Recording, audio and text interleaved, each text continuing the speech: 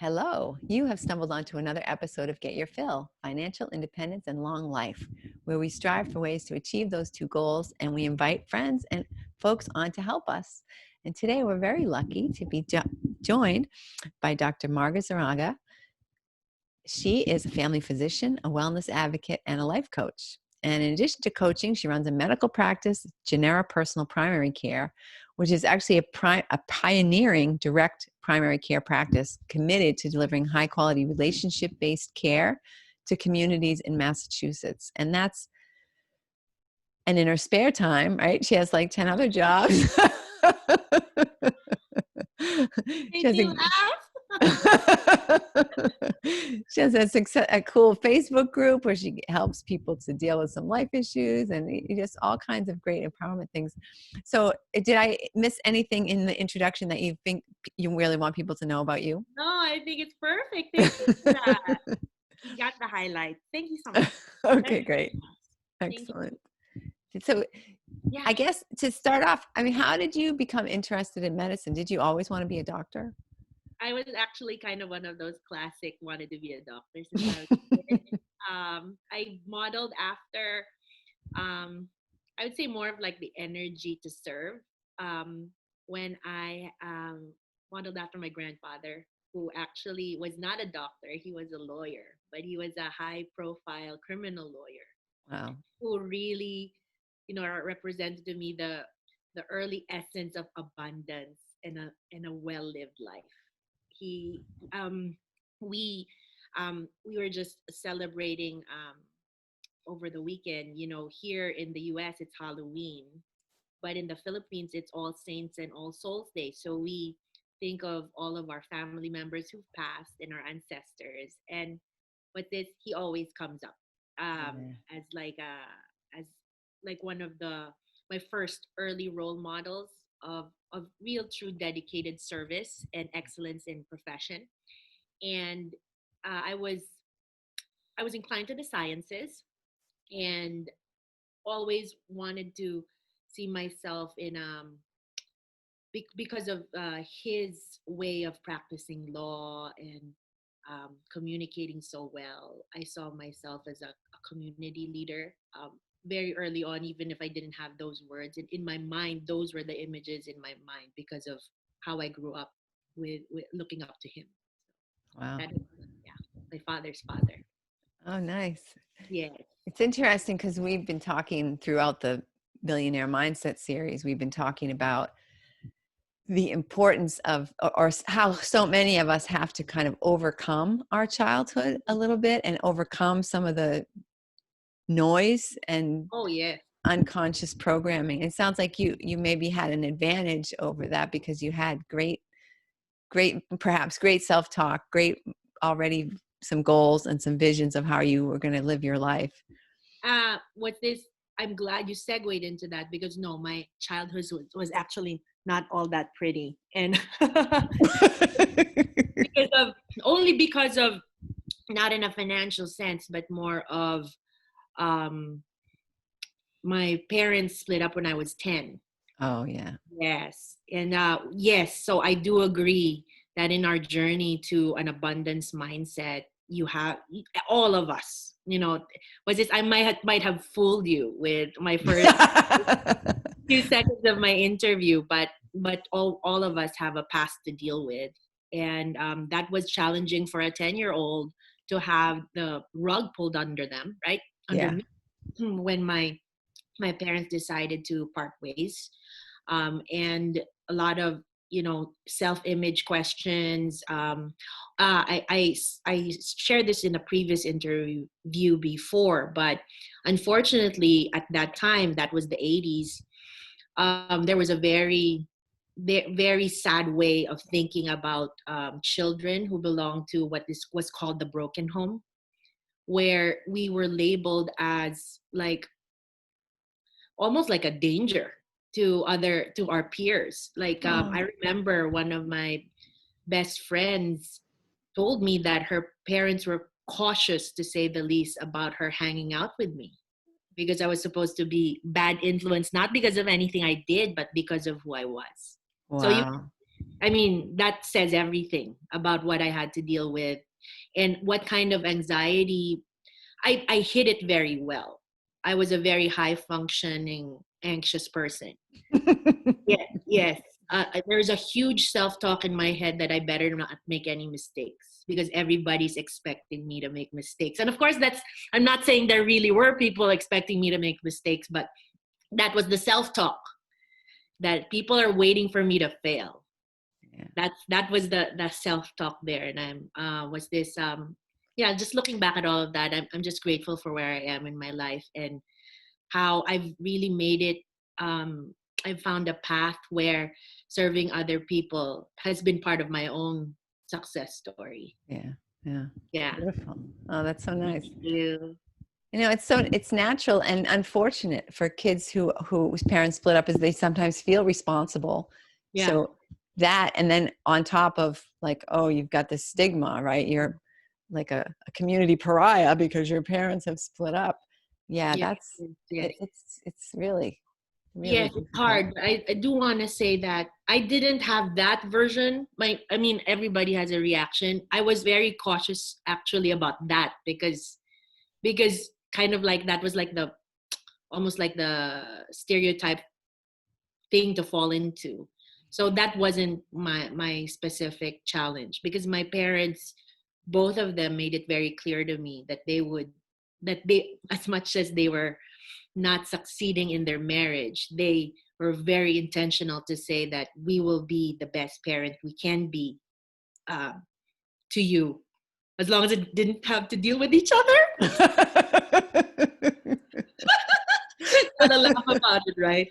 That was it. Yeah, Anyway, it tends a tough age for those kind of things to happen. yes, yes, but I loved how you touched on how these mindset things really trace back to our childhood.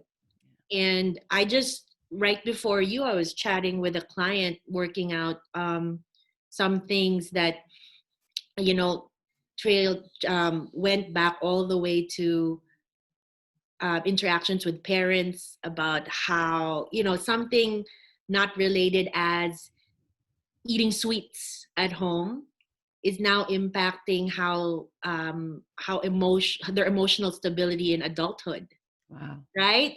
It's so like you see it so it seems so disconnected, but it really isn't. So that's been my that's been my passion, is to help people. I call it the triple R: review, reframe, and rewire. Review, reframe, and rewire. That process is how I've walked people in a relationship with me. I know I do life coaching, but I call myself I call my practice a transformation guidance practice because I think it encompasses.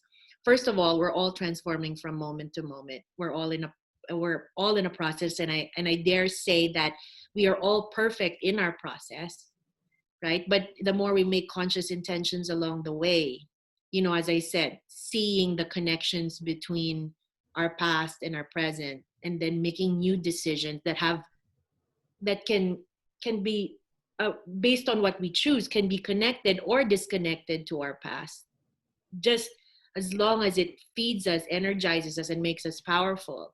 That's how we can move forward in our mindset. Yeah. Circling back to the topic for today. So how do you help people how could you help somebody find out that far away incident is really what's impacting them today? Yes, thank you for that. So I end up doing what is called more of like a thought inventory. So I I I like to say time travel. So I create thankfully virtuals worked out as well, but whether it's virtual or in person, of course in person connection is so much more powerful because you're actually feeling each other Yeah. through that energy. But virtuals worked out pretty well during this pandemic. It's given me more access to more people Mm-hmm. who are a fit to what I have to offer. Mm-hmm. So I take them to a relaxed state um, through breathing, introspection. I employ music when needed.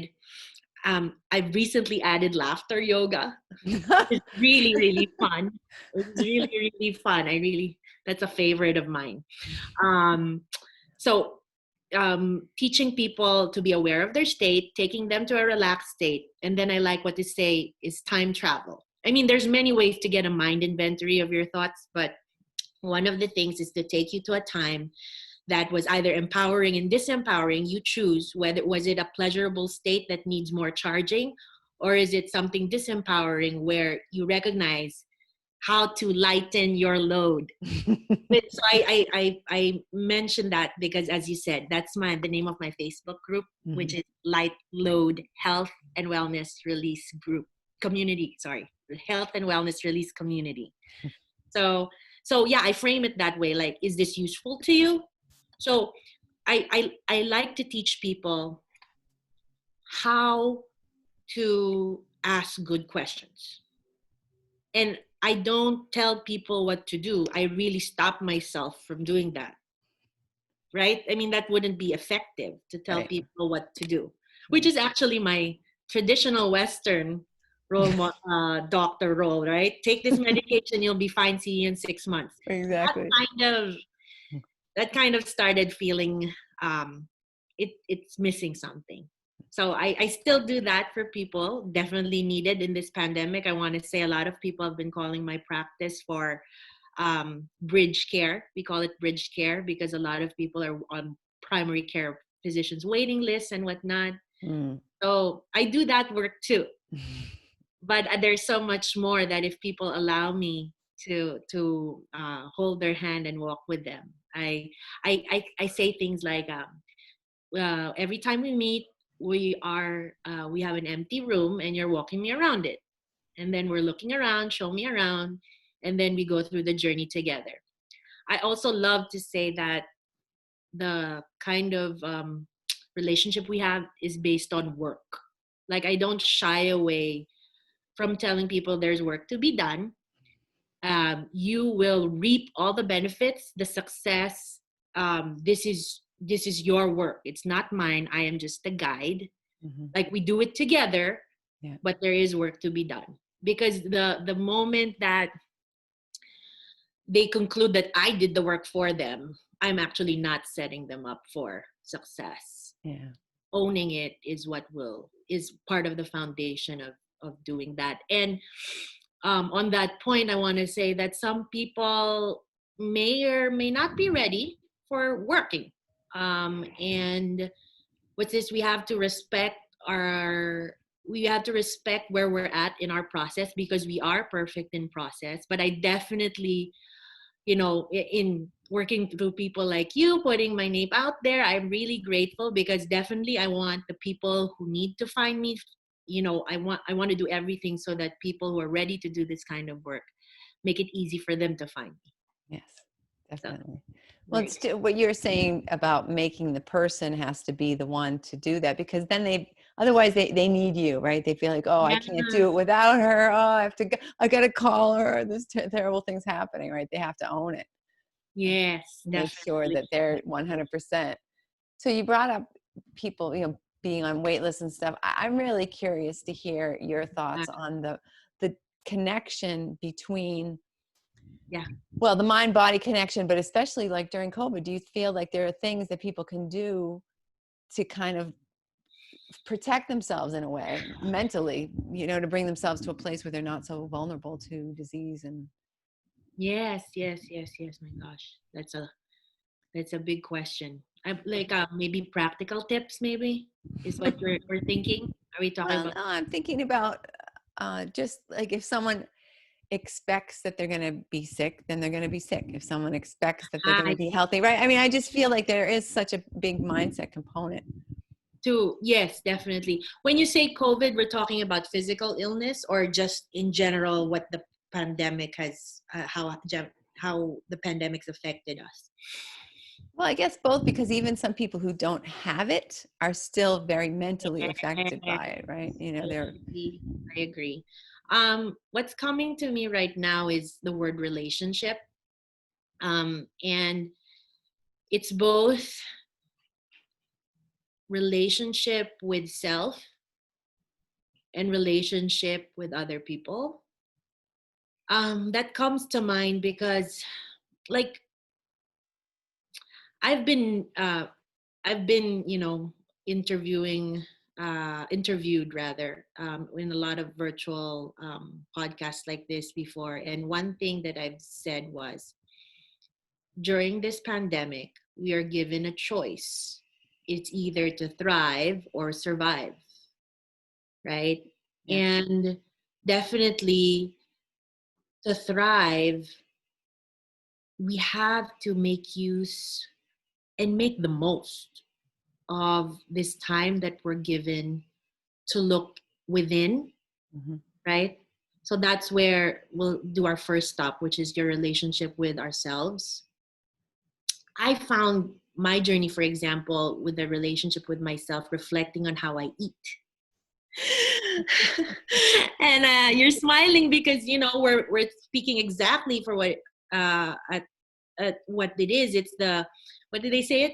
COVID-15, the 15 pounds you gain over COVID. Yes. Yeah. So the COVID-15 is real.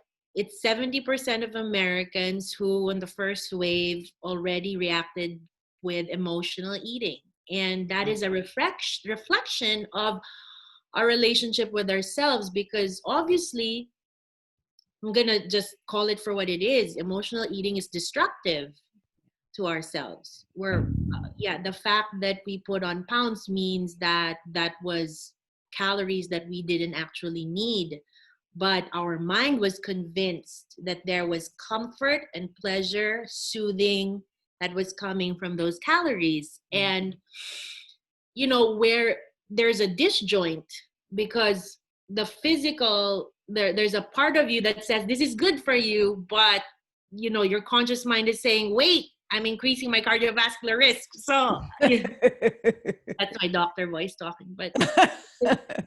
But see, so like, if we don't pause and we just keep on going with the flow and not really tuning into, so why am I needing to snack all day? What exactly am I trying to address? What am I trying to calm down? What is the voice telling me? Yeah.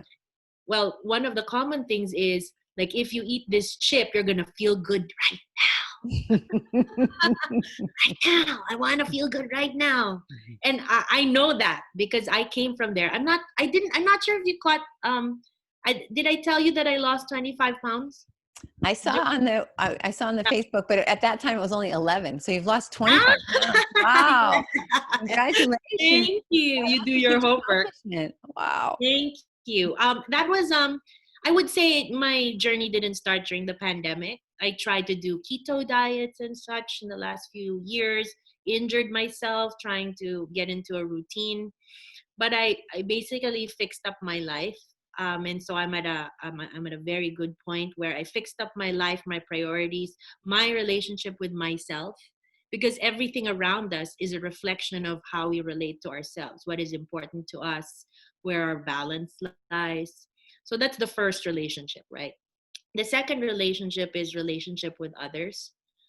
So I love sharing this on community programs. The TEDx talk by Dr. Walden of Harvard University. Mm-hmm. He's a psychiatrist that inherited a study over generations of Boston men who were analyzed, or studied rather, for their satisfaction scores, life satisfaction scores.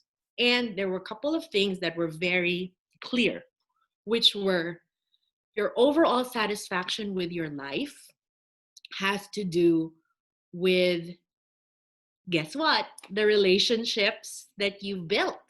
Right. And isn't it obvious? But it takes a Harvard study to kind of say the obvious, right?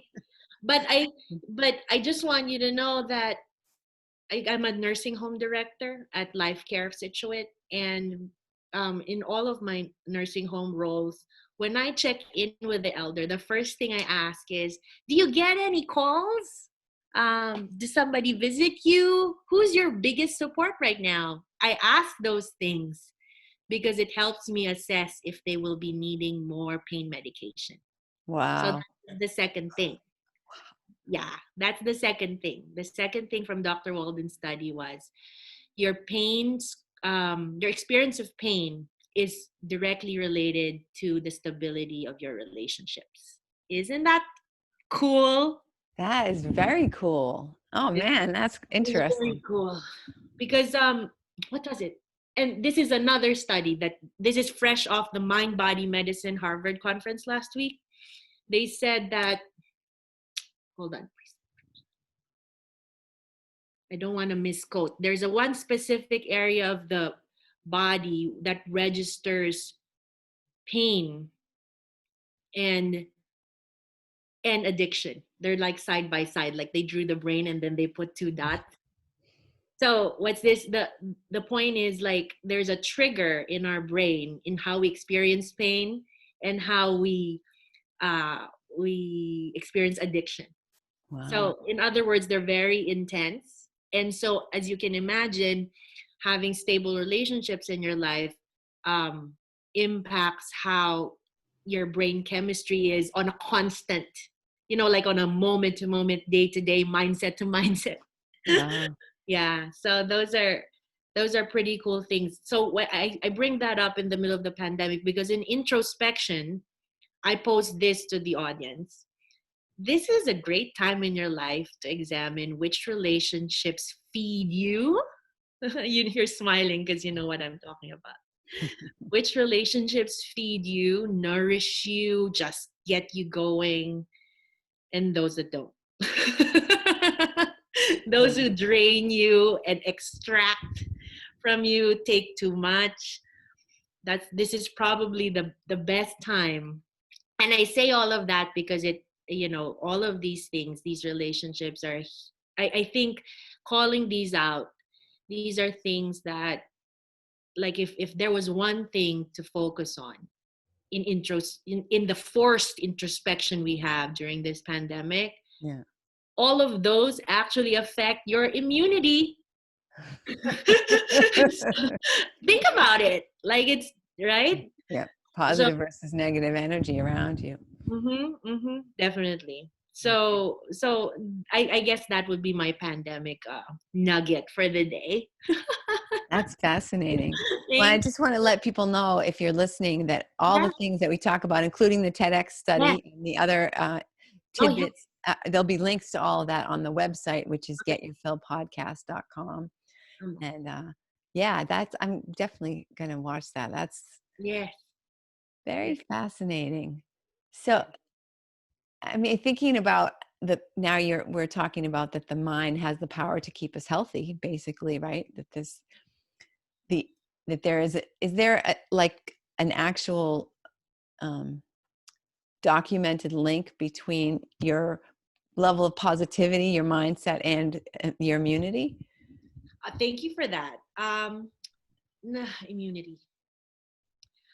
I'm gonna share with you what I do have. I mean, of course, I'm not the expert, but I've been diving into the mind body medicine community because of the Herbert Benson Institute here in Boston. It was founded by Herbert Benson and is affiliated with Massachusetts General Hospital. I don't have any formal affiliations with them other than I engage in their courses.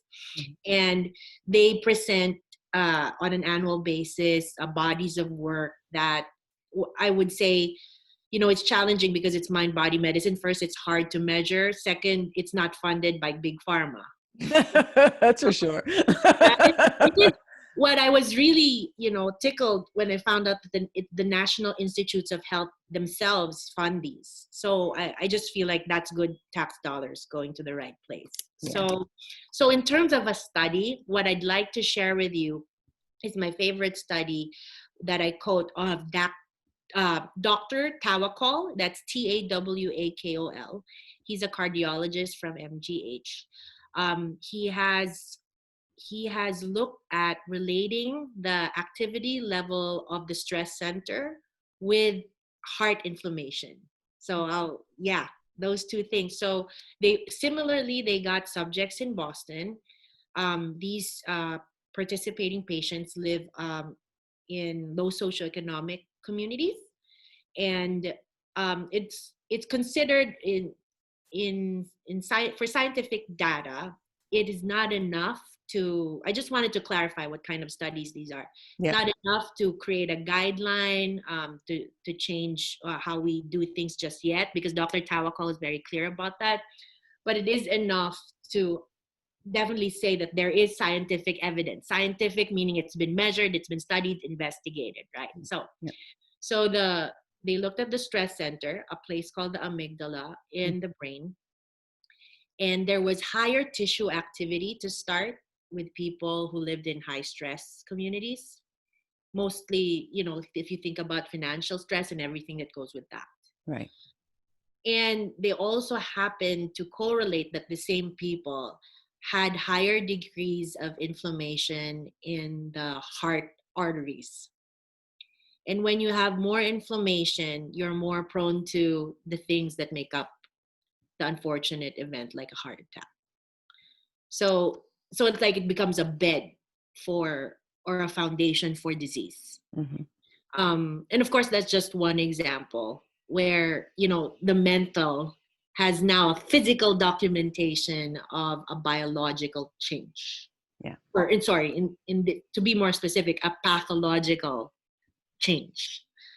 Something that ideally should not have happened because it's not part of normal function. Yeah. Pathologic, not normal, physiologic, normal. So this is there's inflammation that is good. This type of inflammation that he was documenting, taking pictures of heart arteries, he and his team, to be specific, taking pictures of heart arteries and the amygdala in an MRI of the brain, correlating those two things, is the beginnings of what I hope to be, how people will take these things more seriously. And what the Herbert Benson Institute advocates, as well as myself in my own practice, is I help people take their first step. I call it the R&B. Sounds like RBG, but it's the R&B. Right, R, N for next, B for best. Right, next, best step in starting on their contemplative life. And, what does a doctor have to do with that? Well, as I said, because these are the things that will actually impact your quality of life for years and years. Yes, I could give you a pill for your blood pressure, but that's just the start. Yeah. Yeah. But it makes sense. And when you think about every emotion actually has chemicals that go along with it, Yes. that these chemicals are going to impact your body. I mean, it's to a complete layperson who knows absolutely nothing. Yes. That's logical to me. Yeah. That's Whereas right. Love it. you Yeah. can think your way beyond it, I suppose, with more education. You can get to the point where it's not so logical. Yeah. But yeah, just, I don't know. I've always felt that way, whatever, believed that way. But think about it. A lot of people don't use common sense. But the reason why is if emotions and logics were put head to head, what would win, right? Well, the emotions all day long, right? Yeah. So it's not logical to deny that connection. And, we become comfortable with whatever it is that the subconscious has decided helps us cope with our day to day. Until we have that contemplative life, and approach that we're making new intentions, choices from moment to moment. And it is possible. I don't have to meditate all day to do that. But right? But to be in a state where you're clear, where you've cleared up your plate, and then you can create the life that you want from moment to moment, is where, now I'm gonna get to my litany, where I feel like that is what inspires me to do this work. Because I think complaining about the things we don't like to see in the world, that's, of course, we have to state those things, but I'm more inspired by working on every person be their best versions of themselves, because that's how goodness will come up. Because I truly believe and operate in a way where every single person all these labels out there of the things that divide us. If we remove all the labels and you see each and every single person for who they are, the best version of those people will always vibrate in love. Okay, so my role as a guide, as a doctor, as a physician, is to be able to see and help people get to their best versions in all aspects: physical, mental, social, psychological. So That's a beautiful mission. thank you. Thank you so much. So how do you help people Uh, uh, to make that, well, first of all, to identify? I mean, sometimes I think it's a stretch for people to even envision this best version. How do you help people sort of That's dust right. off the Yeah, that's right. That's dust right. that person off and find them? Yes, yes, definitely. As I said, I like to say R&B. I got that from a patient. I told him I'm gonna borrow that, okay? So and I made it my own. I always, um, one of my I guess gifts has been to have people, chop up. I call it micro momenting.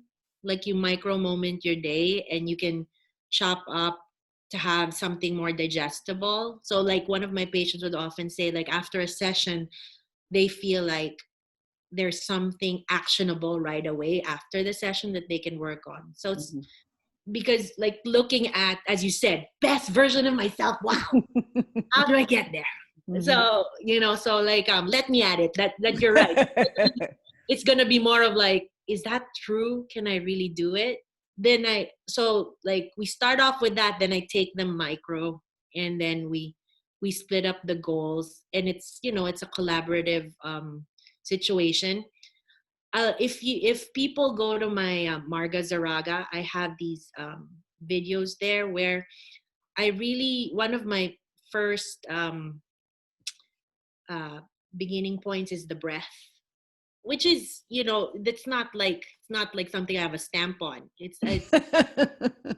It's a meditation technique. So I'm a meditator as well. I've meditated since 2008 to deal with my own chronic anxiety. I had some test anxiety, and coming from such a competitive profession Mhm. for foreign medical. I'm a foreign medical graduate, which makes my life even harder than the usual doctor in this country. But there was a lot of anxiety that I had to cope with and manage, and thankfully I'm on the other side where I'm now thriving and knowing how to deal with that. But that's why I got into meditation. It was a process for me, and I would say I'm thankful for where I am now. When my career started to peak, it was because I increased my meditation. Interesting. Yes. And but like I said, the mind body medicine community has documented research where if you meditate for 20 minutes a day, you will start to actually see brain structure changes, because you essentially gave your brain a chance to rest. And if you're rested, then your brain can function in that best version of ourselves, essentially. um that said, I do want to say that mindset, we always say mind, but in reality this entire being here from top to bottom is just, this is just one thing we can take a picture of. We can connect wires to our brain, to our heart, but this entire thing is talking. Like we haven't even touched on what does the endocrine system do, our pituitary gland, our pancreas, our ovaries, they're all talking constantly all the time, right? Yeah. But all of this is, if a lot of people understand it by calling it the mind, but for me it's more of like the being, the well-being, the entire whole being. Yeah. Well, Right. it's, yeah, that's true. It is kind of, uh, Go ahead. well, we think of the mind as the driver of Yeah. the bus, right? uh, it's just one stop that you can measure, but in reality, like, have you ever heard of the thought that it's actually, they call it that what was it, that the gut and the brain from an embryo, they develop from the same, from the first same set of cells. Hmm. So can you imagine your stomach and your brain were once beside each other. And it kind of really makes sense because the gut biome dictates what kind of food, it tells your brain to look for. The gut biome is the bacteria that live there, both the good and the bad ones that create the balance. So I'm just talking about how we appreciate just how wonderful this body is, and how, as you said, energy, there really is something that's hard to measure outside of this body. And Yeah. harnessing that is a whole different story. um, but it is part of the wonderful ways that we can get to know ourselves, that whole journey that I'm inviting everybody to go on, which is your relationship with yourself and getting to know yourself, right? Yeah. Yeah. How do you help people to deal with like a self-sabotage? Where do you see some people who they're coming to you, they're doing great, and then all of a sudden, oh, this happened, this huge setback. And it seems like it's coming from the outside world, right? But Yeah, that you're part of that. Your yeah. decisions are part of it. Yeah, those are very interesting questions. I've had some very challenging patients. The first thing is to calm the emotions, to rein that in, because when it's in panic mode, I'm grateful that one of the ways that I've decided to deal with it is I'm gonna go where people are at. I need to go where they're at. And with this, if I frame it in a way that I I want to go where they're at, then I think actually that's a form of love when you think about it. If I have the bandwidth to be able to go where you're at, then usually if I find most of my patients who come to me are at an overwhelmed point in their lives. So I do have to join them there where they're at, but also from a provider sense, I need to put up my own shield. Like it can't be something that I let in, but I Right. have to be there with them, right? So when I go there with them, the first thing is to help manage the emotions with the breath, the introspection, and just to calm that down. Mm-hmm. And then when you get to a calmer state, then we can do the inventory, and that's when it becomes clearer what's working and what's not working for you. Yeah. But so, yeah, like you said, the self-sabotage is all grounded in emotions. And once you start, it's like you're an arranger or an interior decorator even, or like you're laying out post-its, and then people agree or don't agree, and then they refine or don't refine what you're laying out, and then coming up with, you know and then I start to have people scan themselves, where how are you feeling right now? Are we headed in the right direction? And then sometimes there's unrest, sometimes there's movement, but the point is, as we journey through, I always affirm people that you're moving, you're not stuck. Yeah. If you were doing, because that's the other thing I feel like people don't appreciate, that humans are generally social beings, even the loners. Yeah. Like, so all of our processes are accelerated when we choose to let somebody else in. But also choosing who that should be a conscious choice. Yeah. Like there are limitations in having friends or family manage your emotions because they're personally connected to the situations you're in, right? Right. Right. Yeah. So like finding a trusted a mentor, coach like myself or whatnot, therapist, you need to find that connection, that meaningful connection of someone who can really objectively like walk you through your life experience and help you process. So Yeah. that shows our strength as human beings to depend on each other. And we're just harnessing that strength. Doing it in isolation will always be more challenging and Yeah. more draining for a person. There are people who may not necessarily be distressed, but want the accelerated experience. Like, for example, business owners. Yeah, you know that. Business owners, have a lot riding on their ventures. Their time, Yeah. for one thing, time is precious. Mm-hmm. Loans are ticking, interest rates going up, right?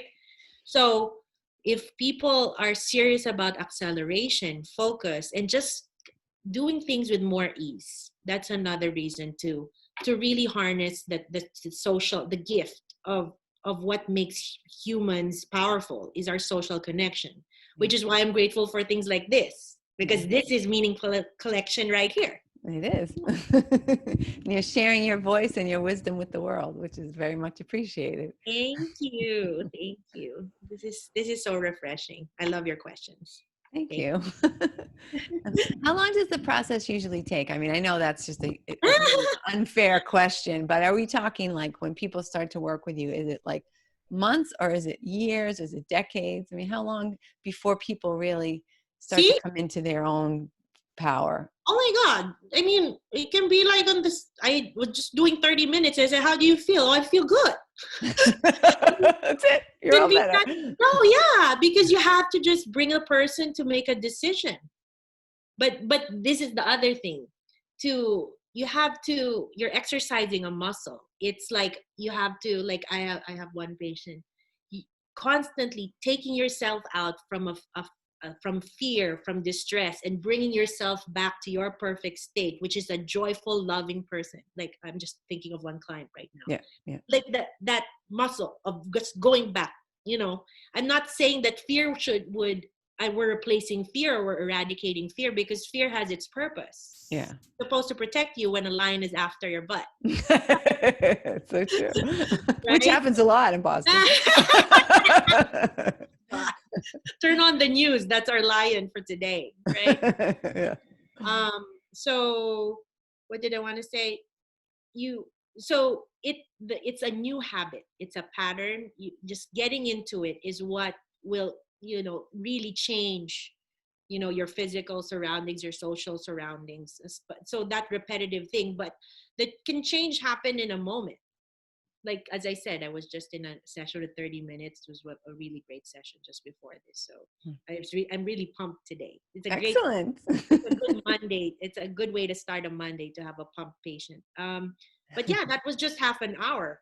And so, but as I said, like I have patients who, there was this lovely woman. She was like, she's working on her family relationships, and then um, she started to be able to express herself more openly without fear of being judged. And then I do like sets of 10 or 12 sessions. So on something like session 8, she says, I really have this dream. I go, what is it? I want to buy my dream house. So which is an abundance thing, because I know you're into yeah, yeah, now I know why it came up, because you're in real estate. Yeah. Oh yeah, so this is why this has come up. I didn't plan on this, by the way. I'm just listening to my intuition. Yeah, I'm serious. This is a real story. I'm not making it up just because I'm talking to you. So yeah, this is a nice story. So she on session 8, she says, I didn't tell you this, but for years now, something like 10 or 14 years, maybe 10 years, I really, really, she's an interior designer. So it was so important for her to, she had a dream. She had a dream to realize. Um, but I think just having her, but my reading of the situation was that she was just putting herself, all her priorities as second, always, always the less important among all the other concerns of the family, of the bigger clan. And then she surprised me, and something like 3 sessions later, she said, guess what? We bought the house. And I was this, of course, that was definitely her victory, but it was so nice of her to make me part of that, because that really got me pumped. That here we are working on your family relationships and whatnot. And I often tell people, look around your life and see what's going on. If you like what you see, that's a reflection of what's going on inside. I'm not saying for everybody to buy their dream house, though. That's a good project they can do with you. But it is a measure of with the internal health as well. That, if you have that dream house, what's preventing you from going for it, right? Right. Good story for you. So call me right away and we'll go find your treatment. No, I kid you not. That is a real story. So and some people decide to do like said I prefer to start my relationship with people 3 months, and then we decide after that how often they want to be seen. If you're like a lot of people who have specific health problems, like going through a life change, they want that regular thing. Some people who are kind of are on a maintenance plans, they see me less regularly. But it's all about making consistent, constant, conscious decisions. Consistent, constant, and conscious. So those are my triple C's. If I have triple R's, I have triple C's. Consistent, constant, and conscious. So making those decisions, and whatever enables the person to do that, whether it's they're working on their health, their business, taking on a project like buying their dream home, for example, all of those tie in. Actually, they may come to me for one thing and then they realize it's affecting all other things. Yeah. And then the nice thing is if you correct one thing, there's movement in all the others. Yeah. So that's the cool part. Well, because we say that, if you have this particular financial goal and you haven't achieved it, then you kind of have to look and say, why not, right? Because every library in the world has books about how to become financially abundant. There are dozens, if not hundreds, if not thousands of different ways and people and to do it. And, you just to sit and say, well, I've been sitting here, I've been doing whatever, and it hasn't happened to me yet. Well, okay. Were you just sitting home waiting for the check to arrive, I get it. Yeah. Yeah. And it's the same with what you're saying, right? People they have this thing, right? And if they aren't already there, there's something blocking them. There's something flowing, right? So that you're helping them to unlock all the doors and get through to where they want to be. Yes. If people already you already said blocks, I want to add to that word stuck. If people can relate to that word, then they should call me. but I'm just saying that is a toxic state, right? Yeah. If you feel stuck or you don't know what to do or you're blocked, this is the message of hope. You can get unstuck. You first have to recognize. I mean, like anything, awareness is key. You have to first acknowledge and be humble enough to say that that's where you're at and I need help. Right. So. I mean, I'm looking at the clock. I could, Marga, I could speak with you all day. I really love talking with you. I know, I enjoyed this a lot. If we're, this is where you say, like, if this is work, then I this is the kind of work we want to do every day, because we don't feel like we're working. Right. Never work a single day in your life, right? That's the goal. Exactly. I think that's part of the formula. When you get to the kind of work that doesn't make you feel like it's work, then that's it. Exactly. Well, I want to thank you so much for being with us today. Encourage everybody to go to the website, getyourfillpodcast.com, to check out all the links and studies and interesting topics that we've touched on today. Is there anything else that I should have asked you that you wanted to share that I failed to touch upon? No, this was so lovely. I just wanted to make sure that you'll probably post my contact information below. But why don't you tell us anyway? Yeah, for that. So my name again is Marga Zarraga. My website is my name, MD, margazarragamd.com. And I call what I offer, this free session, as a clarity session.